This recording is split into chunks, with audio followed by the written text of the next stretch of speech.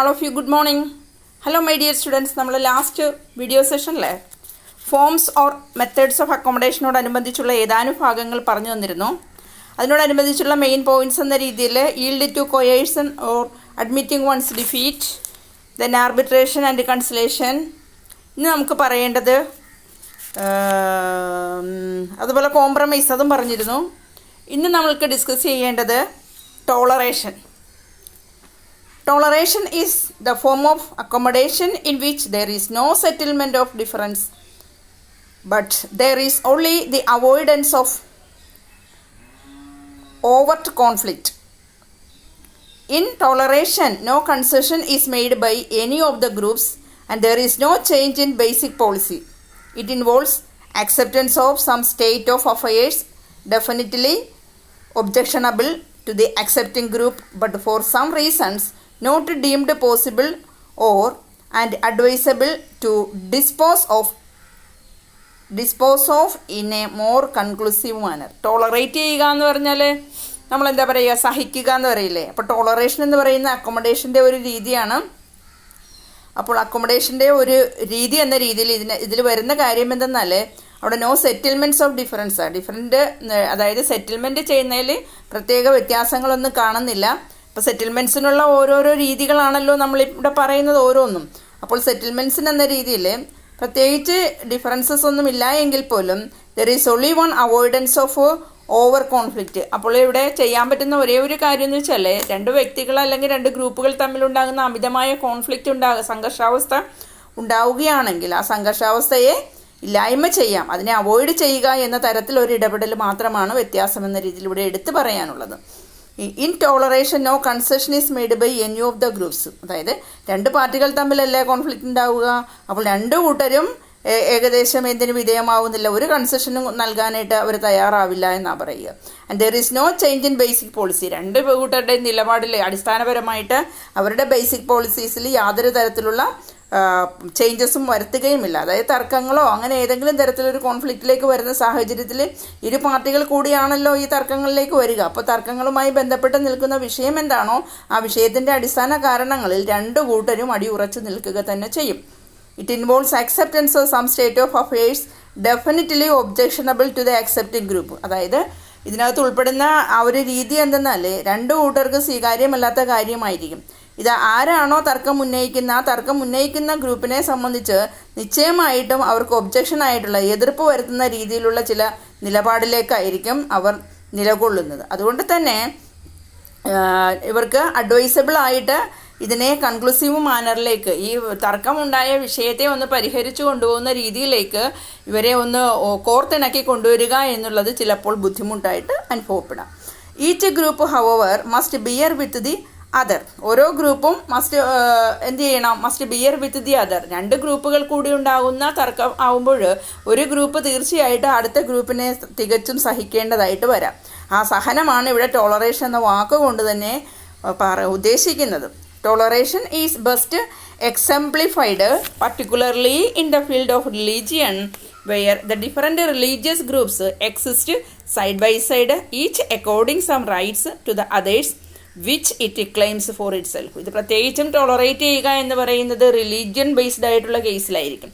നമുക്കറിയാം different religious groups ഉണ്ട്. അപ്പോൾ ഓരോ ഗ്രൂപ്പ്സും സൈഡ് ബൈ സൈഡായിട്ട് എക്സിസ്റ്റ് ചെയ്ത് പോകുന്നതാണ്. ഓരോരുത്തരും അവരവരുടേതായ സം റൈറ്റ്സുമായിട്ട് അവരുടെ അവകാശങ്ങളും അവരുടെ അവകാശവീരവാദങ്ങളും ഒക്കെ ആയിട്ട് മുന്നോട്ട് പോകുന്നതാണ്. ഓരോ ഗ്രൂപ്പും അവകാശപ്പെടുന്നത് തങ്ങളുടെ റിലീജിയനാണ് ഏറ്റവും മഹത്തരമായതെന്ന് വാദിക്കുന്നതുണ്ടാകും. അപ്പോൾ അങ്ങനെയുള്ള തരത്തിലുള്ള ഒരു ആശയപരമായിട്ടുള്ള വൈരുദ്ധ്യങ്ങളും ക്ലാഷും കോൺഫ്ലിക്റ്റും ഒക്കെ ഉണ്ടാകുമ്പോൾ ഇവരെ ശരിയായ തരത്തിലേക്ക് ഒന്ന് എന്താ പറയുക, ഒരു കൺസലേഷൻ്റെ ഭാഗത്തിലേക്ക് അല്ലെങ്കിൽ ഒരു എന്താ പറയുക, അവരെ ഒന്ന് അനുരഞ്ജിപ്പിക്കുക അല്ലെ, അനുനയത്തിലേക്ക് കൊണ്ടുവരിക എന്നത് തികച്ചും ബുദ്ധിമുട്ടായിട്ട് വരാം. Then the coexistence of states with radically different economic and social systems such as communist and capitalist system is another example of toleration. നമുക്ക് ടോളറേഷനെ സംബന്ധിച്ച് എടുത്തു പറയുന്ന എക്സാമ്പിൾ മറ്റൊന്ന് പറയാൻ പറ്റുന്ന ഇതിൻ്റെ സഹവർത്തി, അതായത് രാഷ്ട്രങ്ങൾക്കിടയിൽ സംസ്ഥാനങ്ങൾക്കിടയിലൊക്കെ നിലനിന്ന് പോകുന്ന വ്യത്യസ്തങ്ങളായ സാമ്പത്തികവും സാമൂഹികമായ വ്യവസ്ഥിതികളുണ്ട്. കമ്മ്യൂണിസ്റ്റ് സിസ്റ്റം ഉണ്ട്, ക്യാപിറ്റാലിസ്റ്റ് സിസ്റ്റം ഉണ്ട്. ഇതെല്ലാം തന്നെ ഇതിന് എക്സാമ്പിളായിട്ട് അതൊക്കെ ടോളറേറ്റ് ചെയ്യുകയാണ്. ഇപ്പോൾ ഒരു കൂട്ടർക്ക് അത് ഇഷ്ടപ്പെടണമെന്നില്ല, ഒരു കൂട്ടർ അഡോപ്റ്റ് ചെയ്യുന്ന ആശയങ്ങളാണ്. ഈ ആശയങ്ങളെ നമ്മളത് സഹിക്കുക, അതിനനുസരിച്ച് മുന്നോട്ട് പോവുകയേ നിവൃത്തിയുള്ളൂ. അപ്പോൾ അത്തരത്തിൽ ആശയങ്ങളിലെ പൊരുത്തക്കേടുകളും വ്യത്യാസങ്ങളും എല്ലാം തന്നെ അത് നമുക്ക് ഒരുപക്ഷെ നാം ആഗ്രഹിക്കുന്ന തരത്തിലെല്ലാം തന്നെ ആ ഐഡിയോളജീസിനെ അതിനകത്തുള്ള പോരായ്മകളെ നികത്തിക്കൊണ്ട് നമ്മളുടെ ഇഷ്ടത്തിനനുസരിച്ച് മുന്നോട്ട് കൊണ്ടുപോവുക ബുദ്ധിമുട്ടായിരിക്കും, അല്ലേ? So the differences in such cases cannot be resolved as they involve irreconcilable ideologies. Okay, that is about toleration. The next point is conversion.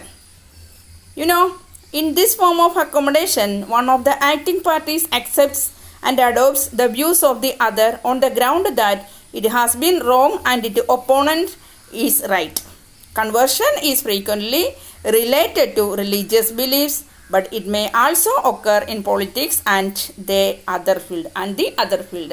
അതായത് കൺവേർഷൻ എന്ന് പറഞ്ഞാൽ നിലവിലുള്ളതിൽ നിന്ന് മാറുക എന്നുള്ളതാണ്. അതായത് ഈ രൂപത്തിലുള്ള അക്കോമഡേഷനിൽ പ്രധാനമായിട്ടും one of the acting parties accepts and adopt the views of the other.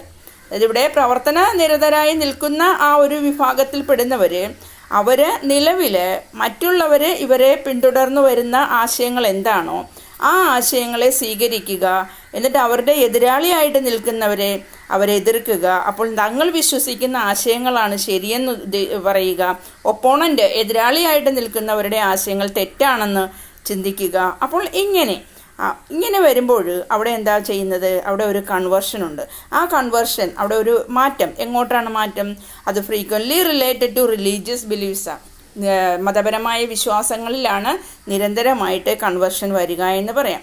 എന്നാൽ തന്നെ ഈ ഒരു മാറ്റം പൊളിറ്റിക്സിലും മറ്റു തലങ്ങളിലുമെല്ലാം ഇത് പ്രകടമാണ് എന്ന് നമുക്ക് പറയാൻ സാധിക്കും, കൺവേർഷൻ. ഓക്കെ, അടുത്തത് rationalisation. Accommodation through rationalization involves plausible excuses or explanations for one's behavior instead of acknowledging the real defect in one's own self. Recently, the American government has justified its attack on Iraq on the ground that Iraq has nuclear weapons. അതായത് rationalisation എന്ന് പറഞ്ഞാൽ യുക്തിസഹമായ കാര്യങ്ങൾ അല്ലെ കാരണങ്ങൾ എന്ന് പറയാം. ഇവിടെ അക്കോമഡേഷൻ വരുത്തുന്നു. അതായത് അക്കോമഡേഷൻ അനുരഞ്ജനത്തിനുള്ള ഒരു വഴിയായിട്ട് റാഷണലൈസേഷനെ കണക്കാക്കുന്നു. ഈ റാഷണലൈസേഷൻ എന്ന് പറയുമ്പോൾ അതിനകത്ത് ഉൾപ്പെടുന്നത് ഉചിതമല്ലാത്ത ചില എക്സ്ക്യൂസസും എക്സ്പ്ലനേഷൻസുമാണ്. അത് ശരിക്കും ഉചിതമല്ല ആ എക്സ്ക്യൂസസും എക്സ്പ്ലനേഷൻസും എന്ന് നമുക്ക് പറയാം. അത് എക്സ്ക്യൂസസ് ആൻഡ് എക്സ്പ്ലനേഷൻസോ for one's behaviour instead of acknowledging the real defect. അതായത് ഒരാളുടെ പോരായ്മയും അയാളുടെ നിലവിലുള്ള ആ ഒരു അക്നോളജ്മെൻറ്റിലുള്ള ദൂഷ്യം എന്താണെന്ന് സ്വയം തിരിച്ചറിയാതെ അയാൾ ചെയ്യുന്ന കാര്യങ്ങളെപ്പറ്റി ഇങ്ങനെ ന്യായീകരിക്കാൻ ശ്രമിക്കുകയാണ്. ചെയ്യുന്നത് തെറ്റാണ് എന്ന് അയാൾക്ക് നന്നായിട്ട് അറിയാം, പക്ഷെ എന്നാൽ തന്നെ ചെയ്യുന്നത് ശരിയായിട്ട് ന്യായീകരിക്കുന്ന ഒരു ചിന്തയിലേക്കായിരിക്കും കൊണ്ടുവരുന്നത്. ഇപ്പോൾ അടുത്ത കാലത്തായിട്ട് നമുക്കറിയാം അമേരിക്കൻ ഗവൺമെൻറ് ന്യായീകരിക്കുകയായിരുന്നു. എന്തിനെയാണ് ഇറാഖിൻ്റെ മേൽ ആക്രമണം നടത്തിയത്? അത് എന്തിൻ്റെ അടിസ്ഥാനത്തിലായിരുന്നു? ഇറാഖ് കൈവശം ന്യൂക്ലിയർ വെപ്പൺസ് വെച്ചു. ഇറാഖിൻ്റെ കൈവശം ന്യൂക്ലിയർ വെപ്പൺസ് ഉണ്ട് എന്നൊരൊറ്റ കാരണത്താൽ ഇറാഖിനെ അമേരിക്ക ആക്രമിച്ചു എന്നത് ഈ അടുത്ത കാലത്ത് നടന്നൊരു സംഭവമാണ്. അപ്പോൾ ആ ന്യൂക്ലിയർ വെപ്പൺ വെച്ചു എന്നതിനെ സംബന്ധിച്ച് ഇറാഖിന് ഒരുപാട് ന്യായീകരണങ്ങളുണ്ടാകും. അപ്പോൾ ഇങ്ങനെ വേണ്ടാത്ത കാര്യങ്ങളെ സംബന്ധിച്ച് ന്യായീകരിച്ച് ശരിയാണെന്ന് വാദിച്ചെടുക്കുന്ന ഒരു വിഭാഗം, അതാണ് ഇവിടെ കണ്ടുവരിക എന്ന് നമുക്ക് പറയാം. ഓക്കെ, സൂപ്പർ ഓർഡിനേഷൻ ആൻഡ് സബോർഡിനേഷനാണ് അടുത്തത്.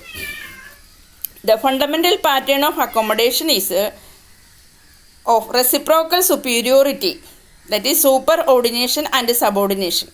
The whole web of relationship between the two persons is commonly complex series of subordinations in which one or the other is subordinated according to the character of the situation in which they are jointly involved. അതായത് super ordination and subordination. നമുക്കറിയാം, ഇപ്പോൾ ഒരു official level എടുക്കുവാണെങ്കിൽ ഒരു superior authority അങ്ങ് top ലെവലിലുണ്ടാകും. ആ hierarchical ലെവലിൽ അതിൻ്റെ ബോട്ടം ലെവലിലേക്ക് നോക്കുമ്പോൾ അയാളുടെ സബോർഡിനേറ്റ് ഉണ്ടാകും. അപ്പോൾ ആ ഒരു പ്രവർത്തന രീതിയിലുള്ള കാര്യമാണ് ഇവിടെ പറഞ്ഞു വരുന്നത്. എന്താണ് അക്കോമഡേഷൻ്റെ അടിസ്ഥാനപരമായ ഒരു പാറ്റേൺ എന്ന് പറയുമ്പോഴേക്കും അവിടെ റെസിപ്രോക്കൽ സുപ്പീരിയോറിറ്റി ഉണ്ട്. എന്താണ് ഈ റെസിപ്രോക്കൽ സുപ്പീരിയോറിറ്റി? അതൊരു സൂപ്പർ ഓർഡിനേഷൻ ആണ്, അല്ലെങ്കിൽ സബോർഡിനേഷനും കൂടി ചേർന്ന് വരുന്ന ഒന്നാണ് ഈ പറയുന്ന reciprocal superiority. The whole web of relationship between two persons is commonly complex series of subordinations in which one or the other is subordinated according to the character of the situations in which they are jointly involved. അതായത് രണ്ടോ അതിലധികമോ വിഭാഗത്തിലുള്ള ആളുകൾ കൂടിച്ചേർന്നൊരു പ്രവർത്തനം നടത്തുമ്പോൾ ഒരു വർക്കിൻ്റെ ഭാഗമായിട്ടാണെങ്കിൽ അവിടെ തീർച്ചയായിട്ടും ഒരു കോംപ്ലക്സ് സീരീസ് ഓഫ് സബോർഡിനേഷൻസ് നമുക്ക് കാണുവാനായിട്ട് സാധിക്കും. കാരണം എന്തെന്നാൽ അതിൻ്റെ ടോപ്പ് ലെവലിൽ അതിനെ ഗൈഡ് ചെയ്ത് കൊണ്ടുപോകുന്ന ഒരു വിഭാഗം ഉണ്ടാകും. ആ ഗൈഡൻസ് അനുസരിച്ച് പ്രവർത്തിക്കുന്ന വിഭാഗം അതിൻ്റെ താഴെയുണ്ടാകും. അപ്പോൾ ഗൈഡൻസ് അനുസരിക്കുവാനും അതിനനുസരിച്ച് പ്രവർത്തിക്കുവാനുള്ള ഒരു വിഭാഗമായിട്ട് താഴെയുണ്ടാകും. അപ്പോൾ അവരുടെ ആ ഒരു ക്യാരക്ടറിനെ എല്ലാം സിറ്റുവേഷൻ മനസ്സിലാക്കി മുന്നോട്ട് ജോയിൻലി വർക്ക് ചെയ്യേണ്ടതായ ഒരു സിറ്റുവേഷൻ ഉണ്ടാവാം. ഉദാഹരണം എടുക്കാം. In legal matters, for example, in legal matters the physician is subordinate to the lawyer, whereas in medical matters the lawyer assumes the subordinate role. അല്ലേ, ശരിയല്ലേ? ലീഗൽ മാറ്റേഴ്സിൽ ഫിസീഷ്യന് ആരുടെ സബോർഡിനേറ്റ് ആയിട്ട് വരാം? ലോയറിൻ്റെ സബോർഡിനേറ്റ് ആയിട്ട് വരാം. എന്നാൽ മെഡിക്കൽ മാറ്റേഴ്സിലാണെങ്കിൽ ആ ലോയർ അസ്യൂംഡ് ഏത് റോളാണ്? സബോർഡിനേറ്റ് റോളാണ് ലോയർക്ക് ഏത് മാറ്ററിലുള്ളത്? മെഡിക്കൽ മാറ്ററിലുള്ളത്. Okay. The organization of all society is essentially the result of such type of accommodation. അപ്പോൾ നമുക്ക് പറയാം, നമ്മുടെ സമൂഹത്തിൽ ഉയർന്നു വന്നിട്ടുള്ള ഏതൊരു ഓർഗനൈസേഷൻ പരിശോധിച്ചാലും അവിടെ എല്ലാം നമുക്ക് അത്യാവശ്യം ഇത്തരത്തിലുള്ള അക്കോമഡേഷൻ്റെ ആ ഒരു ടൈപ്പ് കാണുവാൻ സാധിക്കും. From family to larger grouping, നമ്മൾ നമ്മുടെ ഫാമിലിയിൽ നിന്ന് തന്നെ തുടങ്ങുമ്പോൾ അവിടെ ഉണ്ടാകാം ഈ ഒരു അക്കോമഡേഷൻ്റെ ഒരു എന്താ പറയുക സൂപ്പർ ഓർഡിനേഷനും സബോർഡിനേഷനും. അതായത് ഫാമിലിയുടെ ഹൈറാർക്കിയിലെ ടോപ്പിലെ ഫാദർ ആൻഡ് മദർ, അവരുടെ മുകളിൽ ഗ്രാൻഡ് പാരൻസ്, അവരുടെ താഴെ ചൈൽഡ്, അങ്ങനെയുള്ള രീതിയിൽ വരാം. അപ്പോൾ അതേപോലെ തന്നെ we can see such type of relationships that is mainly in the family, that is relationships among parents and the children that are based on the terms of superordination and subordination. Okay. And accommodation by subordination is effective under two conditions. Accommodation സബോർഡിനേഷൻ്റെ കീഴിൽ കൂടുതൽ ഫലപ്രദമാവുന്ന രണ്ട് സാഹചര്യങ്ങളിലാണ്. The first is that the dominant party should be so strong as to force the other submit. അതായത് dominant ആയിട്ട് നിൽക്കുന്ന party ആരാണോ അവർ തീർച്ചയായിട്ടും ശക്തരായിരിക്കും, കരുത്തരായിരിക്കും, അവർക്ക് കൂടുതൽ സ്വാധീനമുണ്ടാകും, മറ്റുള്ളവരുടെ മേലെ അവർ കൂടുതൽ ഇൻഫ്ലുവൻസ് ചെലുത്തും. The second condition under which subordination as a form of accommodation may be successful. അതായത് അക്കോമഡേഷൻ്റെ രൂപമെന്ന രീതിയിൽ സബോർഡിനേഷൻ കൂടുതൽ സക്സസ്ഫുൾ ആകണമെന്നുണ്ടെങ്കിൽ is that relationship of subordination should be socially sanctioned. സാമൂഹ്യപരമായി അംഗീകരിക്കപ്പെട്ട ഒരു രൂപത്തിലുള്ള സബോർഡിനേഷനിൽ നിലകൊള്ളുന്ന ബന്ധമായിരിക്കണം. As a part of the social structure and heritage of society. അതൊരു സോഷ്യൽ സ്ട്രക്ചറിൻ്റെ ഭാഗമായി നിലകൊള്ളുന്നതായിരിക്കണം, അത് സമൂഹത്തിൻ്റെ ഒരു ഹെറിറ്റേജ് ആയിട്ട് നിലകൊള്ളുന്നതായിരിക്കണം. Okay. So the hierarchical feature of A society in respect of Negroes in South in the time of American Civil War. നമ്മൾക്ക് ഈ ഒരു എക്സാമ്പിൾ എടുക്കാം. ഹൈറാർക്കിക്കൽ ഫീച്ചർ, അതായത് അമേരിക്കൻ സിവിൽ വാറിൻ്റെ ആ ഒരു സമയത്ത് നീഗ്രോസ് ആ ഒരു കമ്മ്യൂണിറ്റി എടുത്താലേ അവിടെ നിലനിന്നിരുന്ന ആ ഒരു ഹൈറാർക്കിക്കൽ സൊസൈറ്റി നോക്കുമ്പോഴേക്കും തന്നെ ഈ ഒരു സ്ട്രക്ചറിൻ്റെ പ്രത്യേകത മനസ്സിലാകും. അവിടെയുള്ള ഹൗസ് ഹോൾഡ് നീഗ്രോസ് എന്ന് പറയുന്നത് എങ്ങനെയാണ്? So well adjusted to their slave status. അവർ ഉള്ളതില്ലേ അവരുടെ സ്ലേവ് സ്റ്റാറ്റസ് എന്ന രീതിയിൽ അവർ കഴിഞ്ഞു പോന്നിരുന്നത്, അവർ അടിമകളെ പോലെയായിരുന്നു. That they remained loyal to their masters. അതുകൊണ്ട് തന്നെ തങ്ങളുടെ മാസ്റ്ററായിട്ട് തങ്ങളെ നിലനിർത്തി പോരുന്നവരാരാണോ അവരോട് ഇവർ എപ്പോഴും ഇങ്ങനെ ലോയൽറ്റി പുലർത്തേണ്ടതുണ്ട്. And did not desert them during the war which was fought to liberate dum.